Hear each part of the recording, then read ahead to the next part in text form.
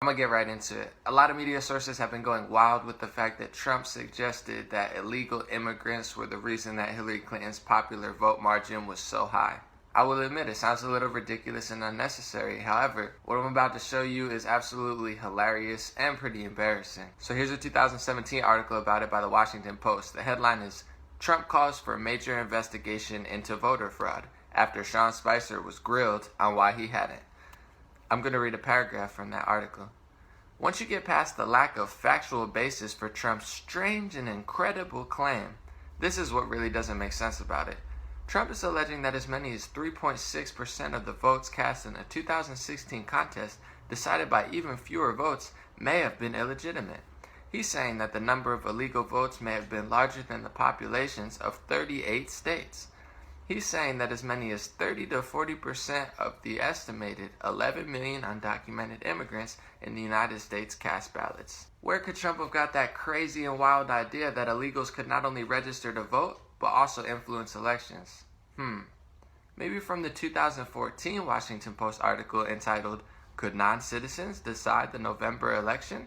I have to read another paragraph from this article, and it is absolutely hilarious. How many non-citizens participate in U.S. elections? More than 14% of non-citizens in both 2008 and 2010 samples indicated that they were registered to vote. Furthermore, some of these non-citizens voted. Our best guess, based upon extrapolations from the portion of the sample with a verified vote, is that 6.4% of non-citizens voted in 2008 and 2.2% of non-citizens voted in 2010. Are you ready for this next part? It's hilarious. Because non-citizens tend to favor Democrats, Obama won more than 80% of the votes of non-citizens in the 2008 CCES sample.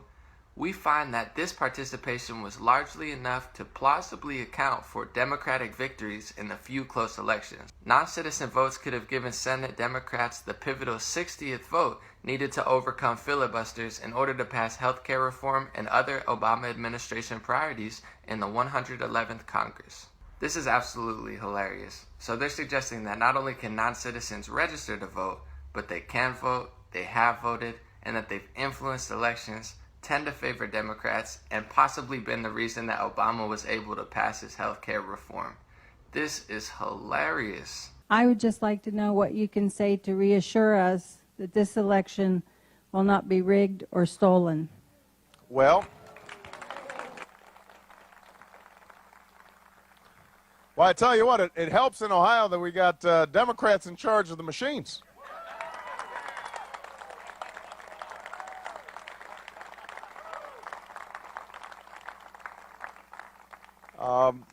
But look, I come from Chicago, so I want to be honest.